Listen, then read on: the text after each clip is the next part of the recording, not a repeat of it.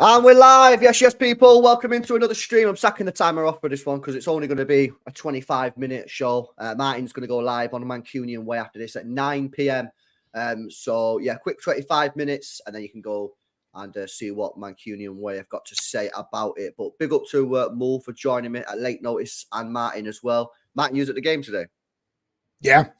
Yeah. We'll start with you then, mate. I mean, general takes, what you fuming with, what you buzzing with? Are you buzzing with anything? Well, we're getting relegated, aren't we, next week? Relegated, put out of business. Everything's it's a weird one because I kind of know what I'm expecting now. And Mull's heard this from me 1,000 times. I know what I'm getting. Pep's changed his system, whether it's players, whether it's availability, injuries, I don't know. But we've now gone to this. We just look two separate teams. We look like a keeper in a back four with Rodri, and then everyone else in front are just there to attack. We've stopped working as a team and as a unit. I think we're great going forward, but Rodri, I feel sorry for Rodri. The guy's on his own in the midfield. What is he supposed to do? Because Bernardo ain't coming back. Alvarez is a weird one because I said he needed a rest. And then Liverpool thought, yeah, needs that rest. Came on against Leipzig and changed the game alongside Doku. And then today went missing again. I know he made the post and that, but I don't want to dig any players out because the problem is if you look at that 11 who started, probably 99% of it started nearly every game this season. The squad has just got to a point, and I'm not even going to blame the ref. It was a horrendous decision, but we're not that club. We're not that team who start asking for replays and apologies and everything else and written statements. But it was horrendous. I'm not going to sugarcoat that. It was horrendous. But I just think this is a season too far, with our squad being as thin as it is. And I'm not saying we're out of the title race. I just think we're going through a patch where we can't change a lot. Kovacic had to come on. He's probably not even match fit. John Stones, he's not match fit. You can tell because that's 3 games on the bounce now. He's sat on the bench and not moved. Nunes wasn't on the bench. You're bringing Rico Lewis on. The depth's just not there. It's not there. The atmosphere was better today, but I think Spurs need a little bit of credit because I thought that, let's be honest, they've got 11 injuries, 10 injuries, whatever. They're in the middle of an injury crisis. Yeah. So I'm not going to say, blame it all on injuries. I just think, in a way, some fans wanted this basketball football. Some wanted it. They didn't want the boring control 500 pass backwards football. This is now the opposite. This is what you get when you go all out and you don't, because if you notice, we're trying to get the ball up to the top a lot quicker now. A pass last season that would have gone 5 yards sideways is now just going 20 yards further up the field now. So I don't know, maybe it's pick your poison, but this is what you get. You will get basketball. I don't think he wants basketball though, Martin. Yeah, but I don't think he wants it. I just think this is a consequence. He's forced into it. Yeah. Yeah, I think it's a consequence for me. People talk about the attacking chances missed or defending. I think for me, the midfield, bro, is just non-existent in transitions. Yeah. Like, I think back to the Chelsea one, man, where we're winning 4-3. And in the 92nd minute or whatever, Sterling gets the ball in our defensive midfield area, and there's nobody near him. There was similar situations today. You said obviously Bernardo's going too far forward. I think the midfield, I agree. I think Rodri's Mull, you shook your head. Did you disagree then? Because I disagreed with a lot of what Martin said, but I'll come up. I'll go after you. Yeah, I thought Rodri's getting isolated in the midfield on his own. Like he's getting no support. Walker, I don't know what he's doing for that third goal. Why is he not trying to stop the cross, man? Sprint. He just stands there like just jogging. Do you know what I mean? And then like, have you ever seen Son outpace Doku? on the first goal. Not being That's what I'm talking about. Yeah, but that for me, mate, Doku could have got back there. Doku, yeah, but Martin, bro, I don't even want to discuss that because I just look at hard corners. I think they're embarrassing now. Oh, yeah, I do. of course, yeah. I've said this for years, man. I've said it before. We've been embarrassing for corners for 20 years. We've not. Yeah, I know. Now it's costing us games. And like I've said before, tongue in cheek, when we get corners, we should just give the opposition a goal kick because at times we're more threatening to ourselves on set pieces. Like remember, I know it wasn't a corner; it was a set piece, but like. Anfield last year with Kevin De Bruyne on the cross, poor crossing. They get it. He smacks up the pitch. Cancelo does his thing, just score. It's just like set pieces, man. Where's our sort of like defense on set pieces? I don't know. Anyway, Move. What have you got to say, man? All right. Well, I haven't watched the game back, obviously. This is very raw. But I've thought about it on the drive back from the pub and all that, and I'll just react quickly to what Martin said. I take issue with a couple of things he said. First one, he said it was a systemic issue, right, with the system. And while I think there's some truth to that, I think largely the issue is more down to individuals and mentality issues, not winning duels. I will blame Doku in part for that Son goal at the start. You have to win your duels. You know, he's got to win that ball. And the other thing that isn't a systemic issue and is more of an individual mentality issue is, and you use the words, I feel sorry for Rodri. And you might feel sorry for him in certain games, the way he's been exposed. But I don't feel sorry for Rodri at all this season because he's the root of the entire reason the season went off the rails. When he got that red card, he's fucked up our whole vibe, man. It was from that moment where this season started going downhill. It was the stupidest decision, and I knew it at the time that was going to derail us for quite some time, and it has. We haven't been able to recover from that, and it's those sort of like that ill discipline throughout the season. Not only him, there's other players doing it too. There's just something mentally not right about this group at the moment, and they need to sort that out quickly. Because I know we always say we're really strong in the back end of the season, but we're putting a lot of pressure on ourselves now to do that again. And all we have to do is keep our fingers crossed that no other team catches fire and walks away with this thing. We've been very lucky that nobody's done that so far. So while there are some systemic issues, I think largely the players are to blame because we're creating loads of chances. We're not taking them. That's an individual problem. And, you know, there's some dozy defending at the back. That would be my take on it. Again, no, I get that. I'm just looking at it from a point of when was the last time you saw our midfield wide open? Game after game after game. You could drive the Titanic through our midfield at the minute, every game. Yeah. And I'm not saying Rodri's got no blame whatsoever, because I do agree with you. I think that red card showed a lot. And I think it was a warning. So I think we've said for year after year, Rodri's even said it, I can't play 60 games. Rodri said it, I cannot do 60 games. But the trouble is, he's not going to trust Phillips. That is now plain and obvious. I don't even know why. I think he just puts Phillips on the bench for a laugh. I don't know why Phillips is now even on the bench. Do you not think he should have been more strict though in the summer though, Martin? Because like I get the fact that Phillips said he wanted to stay and fight for his like spot, yeah. And like I don't want this to sound like nasty on the guy, but like I rate that if someone says that, yeah, when the back's against the wall, if you say you want to fight, but it's clear there's not one single person on this panel or in the chat that ever thought that Phillips was going to get back in the City team. No chance. It was never going to happen. So City should have said to him, fine, if you want to stay, fine. But by the way, we're signing another DM and you're going to be third choice backup.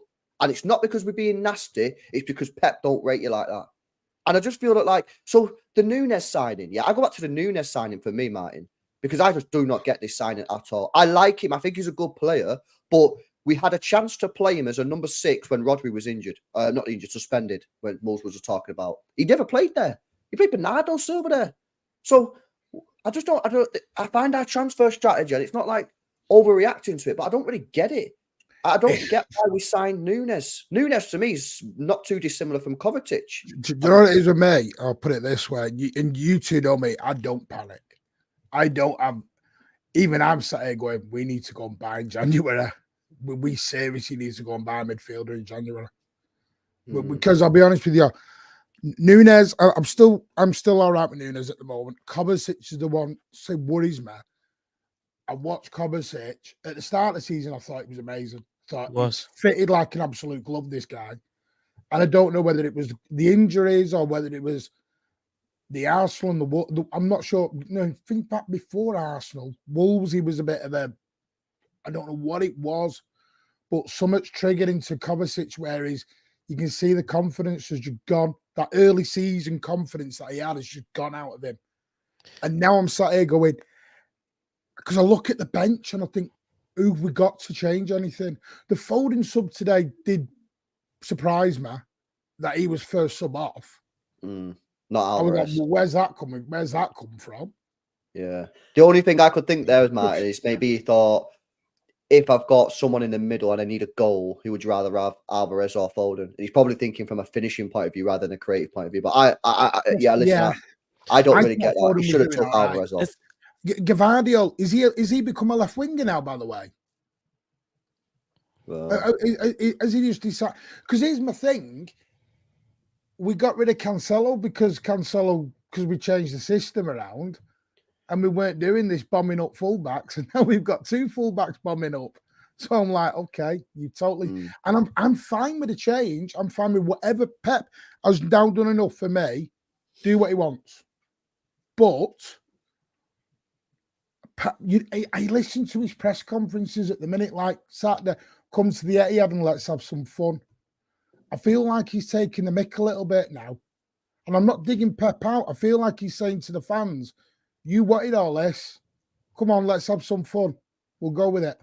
I feel like some of that is lost in translation somehow. It's a bit weird at the minute. I don't know what it is. The press, I think, have figured out that he'll answer those questions and it'll generate engagements. Yeah, and he's playing with the media. And his answers, I think, there's something about either the culture gap or there's something is lost in translation when he's answering those questions in his Spanish to English, because it's not coming across great to City fans at all. It's just winding us all up. So he needs his press officer that sits next to him needs to wave those questions off. Or stop Pep from talking about it. Somebody needs to have a word with him. Yeah. But Martin, you mentioned a player who started the season really hot in Kovacic, and I agree with you. And there was other players that were really hot at the start of the season that were carrying us. One of them is Karl Walker. Let's not forget, Karl Walker was brilliant for like the first 5-6 games of the season.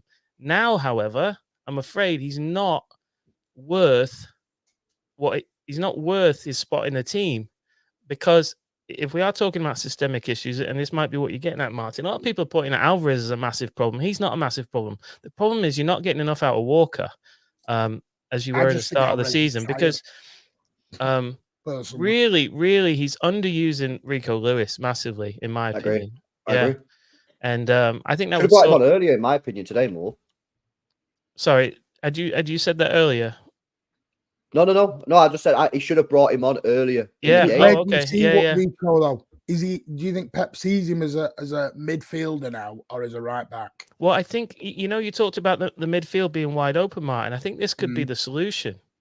I think Walker steps out for a bit now that he's kind of cooled off a bit. I do want to give him credit for being amazing at the start. He was. I'm not slagging him off. He was great, but he's dipped a bit. He's not having any impact going forward at all. No. He got burned for the third goal today that LB talked about. If Kyle Walker can't stop that cross from coming in, and he's not giving you anything down the other end, what's he doing? You need Rico Lewis in there to shore up the midfield and help you going forward. Yeah, maybe it's me. I'm just trying to I know no one's digging plays out. I just think we've got. I'm trying to be balanced. I'm trying to credit him. No, of course you are. I get it, mate. I look at that 11. That's virtual. I mean, what did Aki do wrong? Aki was amazing on Tuesday night. Yeah. Why was Aki not in that team today? Well, yeah, but the thing is, the only thing I'd say on Aki is, did Guardiola really deserve to be dropped either today? Probably not. I don't think so. So the only player that actually deserved to be dropped probably today was Ruben Diaz, and he had probably one of the best that he's had in a long time today. So I think that, I agree. I thought Ake was very unfortunate not to be in the team, but It's not always that simple just to put them in. For me, maybe I'm boring. I don't know. I just like the stability and the calmness that Ake brings. And I think Gabardio's in between this. You could see it on one or two of them. Should I go forward? Do I come back? What? And it was like a little bit of confusion with Gabardio today. I don't think he was bad. Like I said, I agree with you. I think Diaz was great today. But again, I don't think the defense needs digging out a lot, because the problem is, again, no cover in front. This is what I mean by we've come last season. I know I'm backing on about last season, but we've gone from a unit where we defended each other. If one person lost the ball, the other person was there to back it up, to now there's a chasm between the players. There's that much space in there. I'll say this: somebody who's watched this stream so far, what are we, 20 minutes in, might be thinking to themselves, boy, everything they've discussed so far is a massive let off for the forwards who are just not putting the ball in the back of the net. Oh yeah, you know Howard should be missing for 5 yards out. Well, on that point, let me come to the super chat then, because there's two super chats about the forwards. Big up to Second City Saint with a super chat, says Haaland is making a habit of missing sitters, and then Ashley, who wants to speak about Alvarez, says not digging into Alvarez, him being second striker is starting to cost us. KDB had periods where he'd sit in and make a 3 in midfield. It's a 4-4-2 right now. So two super chats there, both speaking about our two strikers. I mean, listen, Haaland for me, listen, he missed that sitter, didn't he? But that was at 1-1. For me, what I'm seeing now is, right, we are not capable at the moment of holding on to a 1-goal lead. Yeah. So we have to get a 2-goal advantage. Against Chelsea, I think it was either 3-2 or 4-3, but I'm pretty sure it was 3-2. Doku went one-on-one with the goalkeeper, and he had Foden and Alvarez to his right. And if he passed it to either of them, they were completely open. They would have an open net. He went for the shot. It was a deadish shot. He breathed on the ball, and he just went straight into the goalkeeper's hands. Yeah, exactly, right? We had the chance to go 2-0 up against Liverpool. It was 1-0 up, had the chance to put them away for 2-0.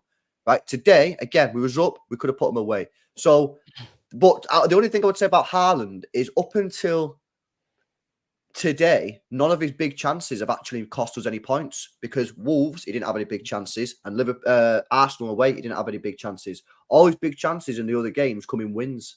None of them. Today is the first one, really, for me, where his big chances have cost us. Sheffield United, he had big chances. We won the game.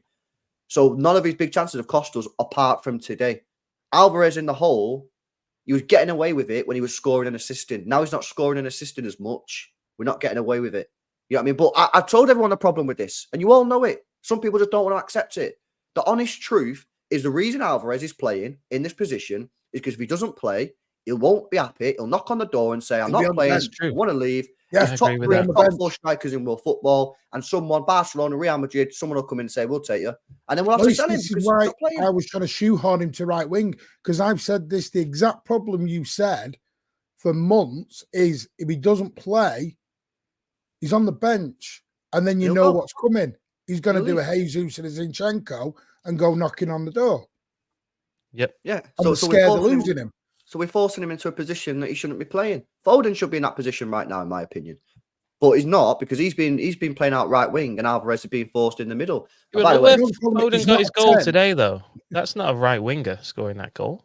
What's he doing where he gets the ball from? Oh, it's a back heel from Alvarez, right? And he scores. Yeah. Good play. Good goal. Yeah, but that's not a right winger, is it? He wasn't really playing there.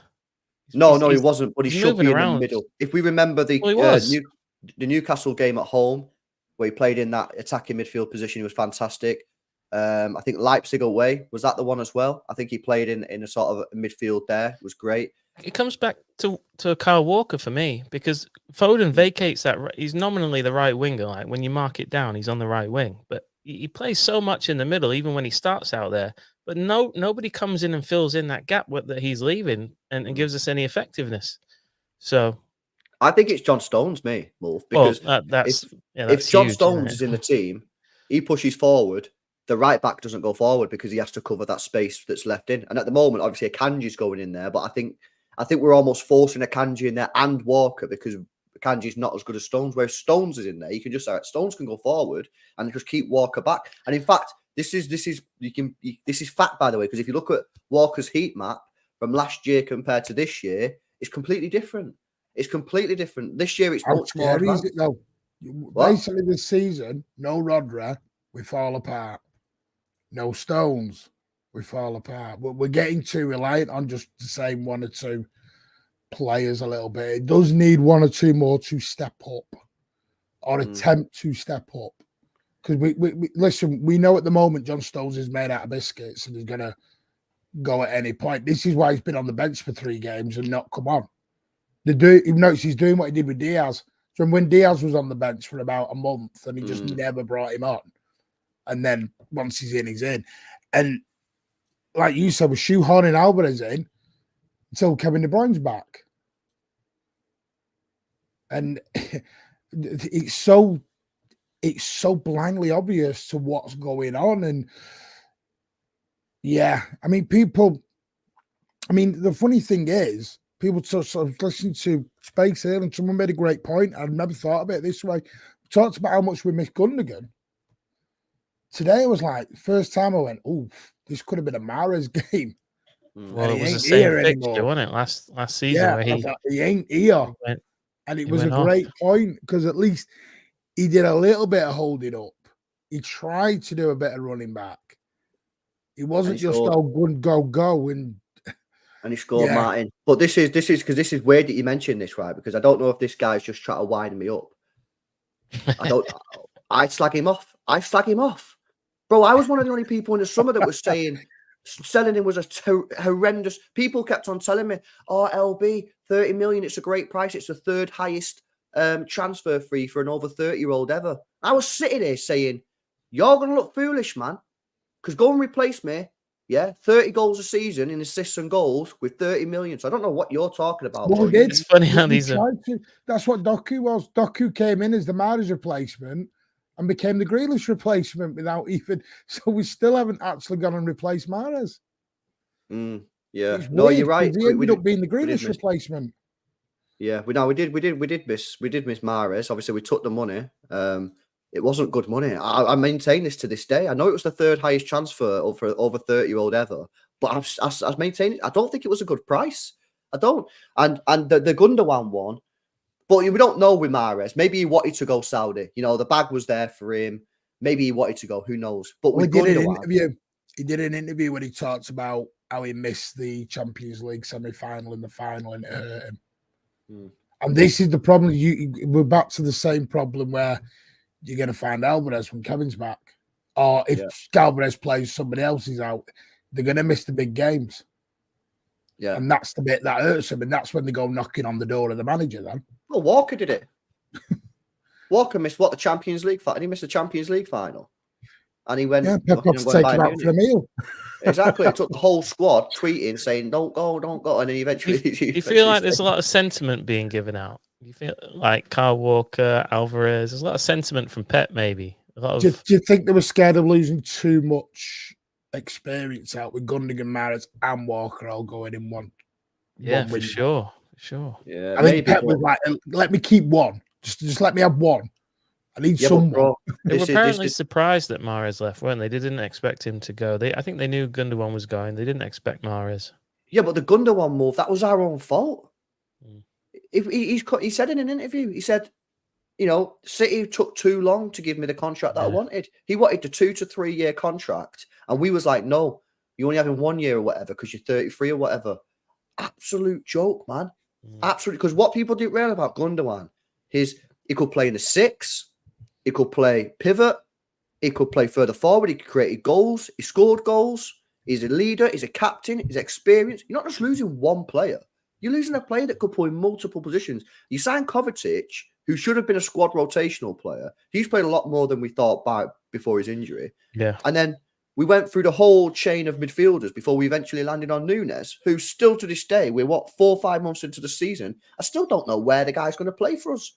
Still don't get it. So yeah, they proper messed up on that Gundogan one, man. But it's just a bit disappointing, isn't it? You know what I mean? 3 draws in a row.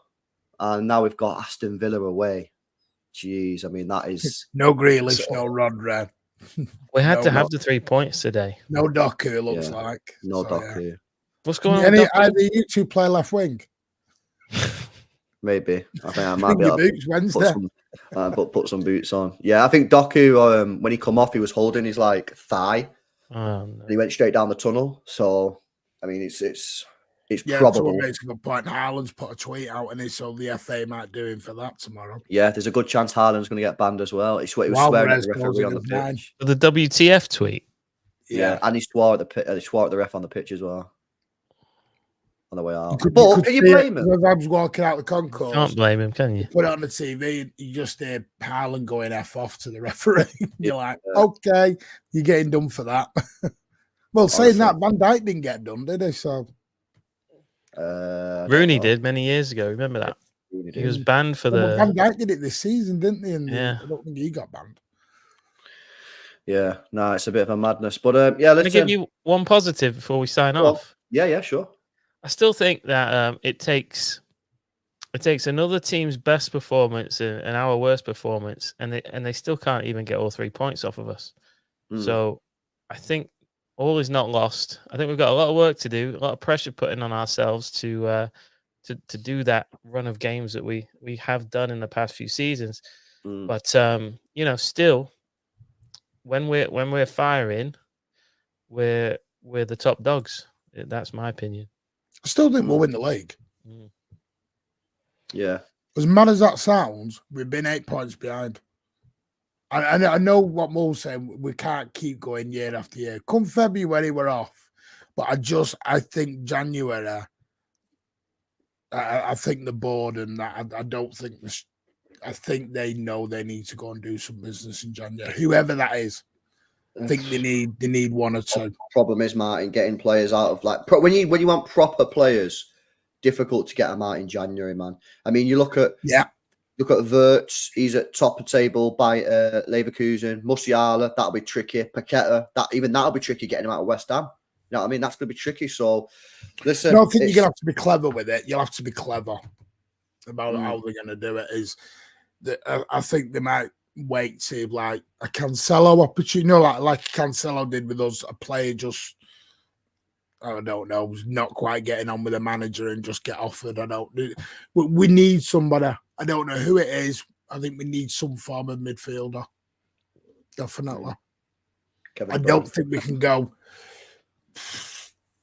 That's just my. I mean, you can't lose another player in Phillips, even though yes, he doesn't play. It's still a body off the bench gone, and you've got no one to come in to replace. No, we have to sign a player in January, man. We have to sign. Or you don't let Phillips go. Yeah, I mean, we've been linked with this Andre from Brazil. We've been linked with João Neves from Benfica. Different type of midfielders, but for the YouTube hype compilations, would look all right. But obviously, I've not really seen much of them. But we need a player, man. We need a player, and I think Justy's probably right. We probably need another winger as well. I mean, they'll probably wait until the summer for that. I reckon. There's a guy at PSG who's actually in the last 6 months, come January. There's a right winger at Chelsea that's pretty good as well. Oh, Mo's going back. Sterling. We didn't want him when he was here, and now we want him back when he's actually somewhere else. Bring McAtee back from Sheffield. He's on the bench. Yeah, he might have got some games actually this season, McAtee, to be honest with you. But big up, boys. Martin, you're going to go live now, innit? So yeah, we're going to go and talk about the game with the panel. I don't. There was some people. There's a little bit of hope that he was going to do like some fun quiz or something. But no, alas. No, we'll save that, and then there's Wednesday night.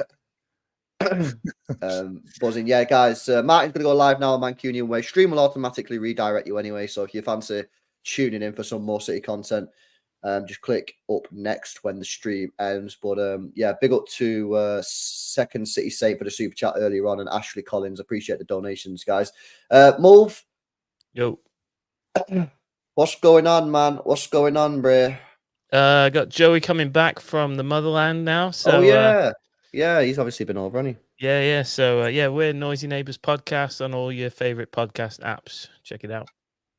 Cool. And well, I guess I've just kind of done that for Martin. But Martin, what's going on? Yeah, we're live in about a minute.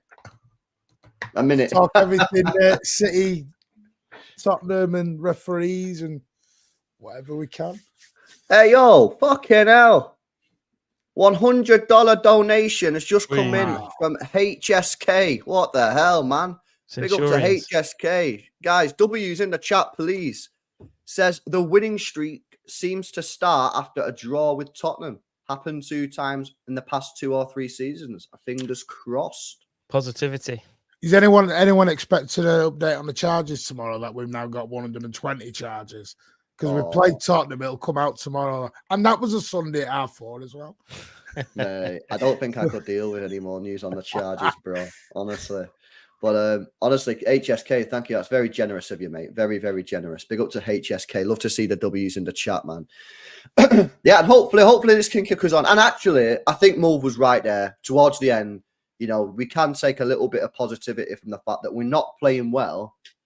And we played Chelsea, Liverpool, and Spurs, and none of them have beaten us. Now, I know, obviously, that we shouldn't be looking at that and praising it because we want to be winning titles and we should be looking for wins, especially when we're in winning positions.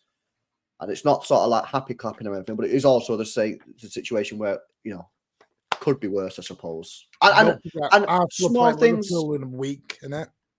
What you say? Liverpool playing Arsenal in a week or 2 or something. So someone's going to drop points in that one. Yeah.